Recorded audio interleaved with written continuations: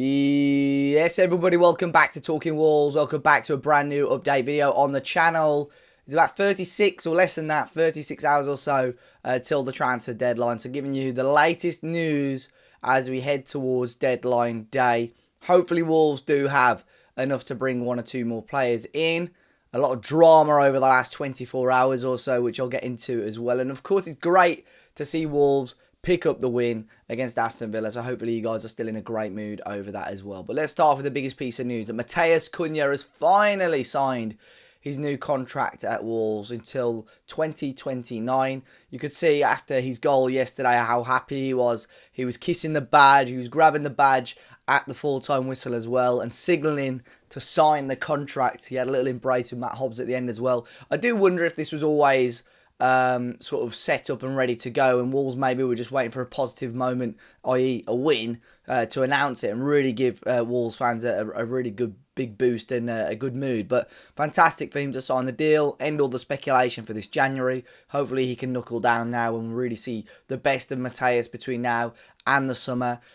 I say the summer because I still think that he will probably move on after this season. There has obviously been a release clause inserted into the new contract, which is what you would expect.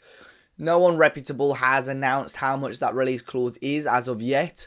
I think the Mail Sport said about 65 million, which I personally think Wolves would have inserted a clause a lot higher than that.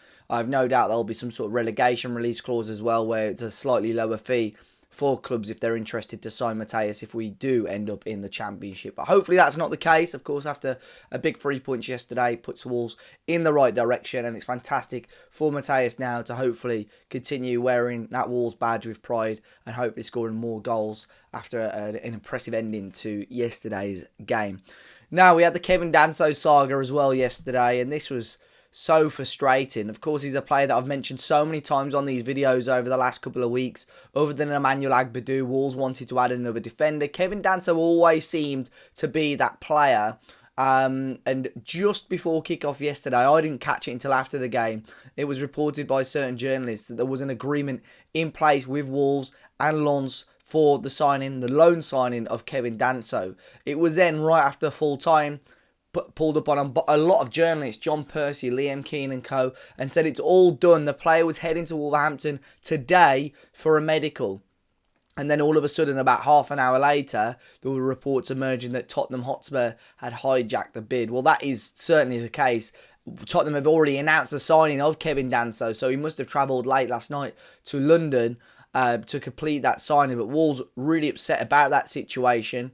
They were informed after about half an hour or so of the medical being in place that they'd had a better offer, obviously, from Tottenham. He's gone there. The player has more than happily, turned his back on Wolves. And ultimately, I know Wolves would rather know what the player is like now, because they want players to be at this club now that want to fight for the badge and want to make sure Wolverhampton Wanderers remain in the Premier League this season. Whereas Kevin Danso really wasn't given the attitude that you would expect, really, for a player to do that. But maybe the signs were there. He reportedly, I say reportedly because I don't know how true it is, reportedly rejected us a couple of times before. Wolves and Lens made a real big effort, or it was quite difficult to actually get this deal over the line. So it's a shame when Wolves finally broker a deal for a player that they have obviously been courting for some time, for him then just to turn his back. It's a little bit frustrating. So Kevin Danso, now officially on a permanent deal, has joined Tottenham. Of course, with Wolves, he was only going to be joining us on a loan deal.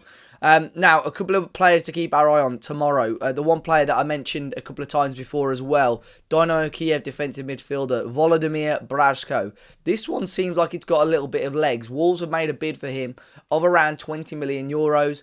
It's now reported today that Jorge Mendes is a big part of it because of his relations. He'll be able to help get this deal over the line. But Brazko to Wolves, if there's anything on this, you would assume it will be today. You would assume that Wolves will want to try and get this deal at least progressing today before the deadline tomorrow. With the play being in Ukraine, it will be a lot more difficult to try and finalise and iron out the final details on deadline day itself. But if I had to guess, Volodymyr Brazko probably one of the more likely signings for Wolves before now and the end of the deadline. There was another rumour in France yesterday that we had made a bid for Sungutu Magasa, 21-year-old defensive midfielder, can fill in at centre-back as well. Currently playing for AS Monaco.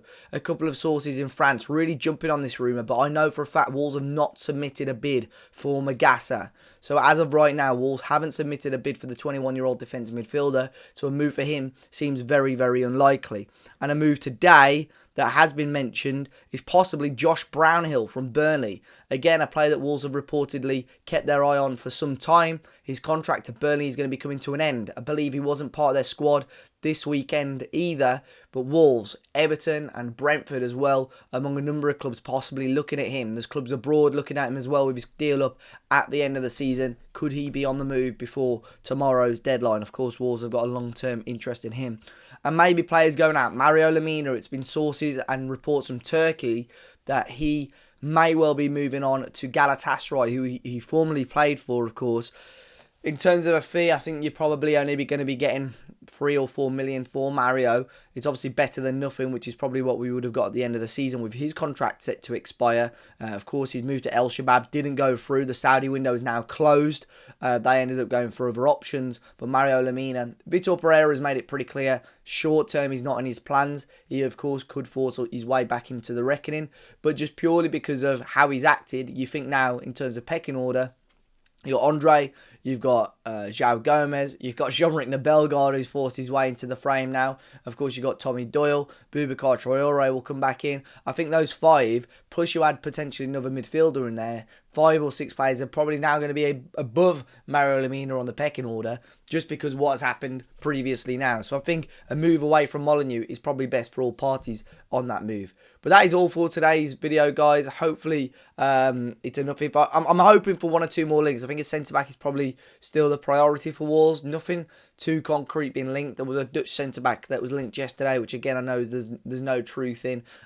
So we'll see if any new fresh links come. If there's a big update, of course I'll try and push out a video maybe later on tonight. But guys, hopefully you did enjoy that win against Aston Villa yesterday. Of course, we've had the post-match content for that already out on the channel, and enjoy the rest of your weekend. But until then, I'll see you next time. No, I don't think I'll do a deadline day stream tomorrow, but I'll definitely keep you guys updated. Maybe a late video with a roundup of all the action anyway. But guys, look after yourselves, and I'll see you on the next one.